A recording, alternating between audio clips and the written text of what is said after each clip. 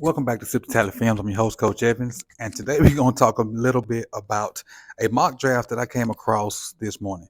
I was scrolling Twitter and came across Jeff Zrebick tweet about his article on Athletic. So if you don't follow Jeff, he's a beat writer for the Athletic for the Baltimore Ravens. Athletic is a great source where I get a lot of information from. But he did a mock draft today, and Jeff don't normally do mock drafts. And in that mock draft, it had trade backs and really tried to fill some roles or some holes that the Ravens had or that are empty. And had a 7-round mock. The Ravens only have 5 picks, and I'll talk about those 5 original picks real quick. Round 1, pick 22, 22nd overall. Round 3, pick 23, 86 overall. Round 4, pick 22, 124 overall.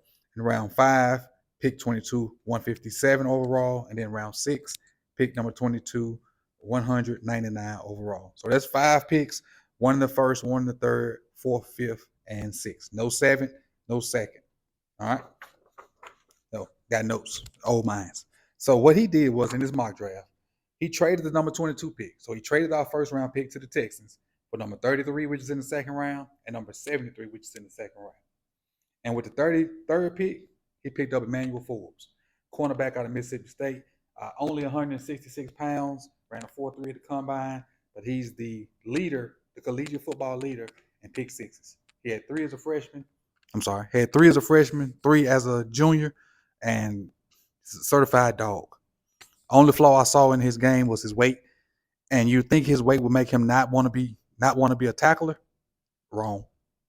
Throws his body in there, don't mind getting off of blocks, don't mind tackling running backs or whoever it be, and can cover. So,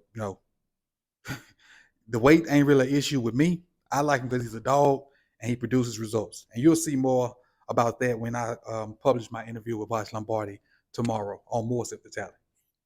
With pick number 73, he also picked another person that I love, Jonathan Mingo, wide receiver out of Ole Miss. I didn't have this huge scale of numbers, but that could be attributed to a bunch of things. But when you look at this tape, he can run routes.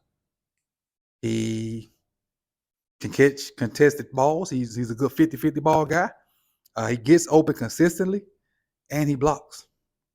He don't mind blocking, which fits our scheme. So on top of doing all the receiver stuff that I like, he blocks. There's a play that I really love, on Ole Miss's tape where they put him in motion, and he ends up as the slice guy. They run split zone. So he's the guy that comes across and blocks the end man on line of scrimmage, a receiver. So just imagine how many nightmare problems you can put out there, matchup problems you can put out there with Mingo being able to do stuff like that alongside of Likely, Andrews, OBJ, Bateman. All right. So then Ravens trade pick number 86 to the Panthers for pick number 93 and pick number 145. So now the Ravens get another 3rd and another 5th by trading that 86 pick to the Panthers. And we picked number 93. He chose Chandler Zavala. That's a guard from North Carolina State who I know Brent Coleman has high on his board. I haven't watched him yet. I'm going to go watch him as soon as I finish this, and so I can have a better understanding of what Chandler brings to the table. Then with pick 124, which is one of our original picks, he picked Byron Young. Now, the reason this is another reason I thought this was a fire mock draft, because I recently did a video on More Sip the Tally again about the correlation of a 3-cone drill to resulting in sacks as an edge rusher once you get to the NFL. And Byron Young was top 5 in 3-cone drill from this past combine. So I think there's correlation there. I think the Ravens use that number as a part of the reason why they pick people. And the reason I say that because even Jeff mentioned these 2 names in his mock draft. In his article. He mentioned Tyus Bowser, who was in his draft class, one of the top 3-cone guys for the edge group. And he mentioned Odafe Oweh, who also was one of the top edge guys out of his, draft class in the 3-cone group. Even though there was no combine the year Oweh did it. No knock on him. It's the way the world was that year. So, but as far as the listed numbers, Oweh was one of the top guys also. Byron Young is in that top 5 of 3-cone drill. So I think that further made me like Jeff's mock draft. Then with the pick that we got from the Panthers, we got Kenny McIntosh, running back from Georgia. And I basically can say he just fits what Monken does already. He'd be a great third down. I mean, not a third down, a third back.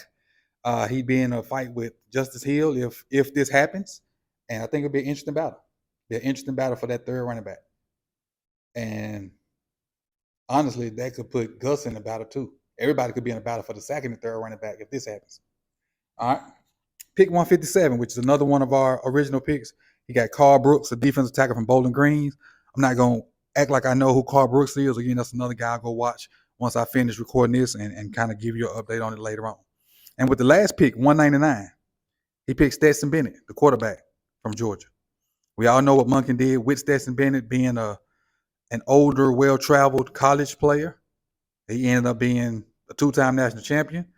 One of the better quarterbacks in the country this year. He managed that offense well.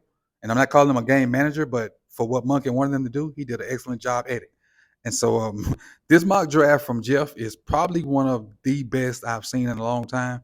And I'm going to pose it to the roundtable later on tonight to see how they like it. And we'll talk about some other mock drafts tonight on the roundup. So I just wanted to tell you or inform you, if you don't know, about Jeff's mock draft on The Athletic and how fire I thought it was. I think Michael Crawford thinks the same. I think Kerry thinks the same. And don't forget, we got a bunch of coverage for you Thursday and Friday with the draft coming up. We got a bunch of guys will be there. You get a bunch of information. You get a bunch of different takes. And it'll just be something different to go along while you're watching the draft on TV. Just have us there. Be there with us.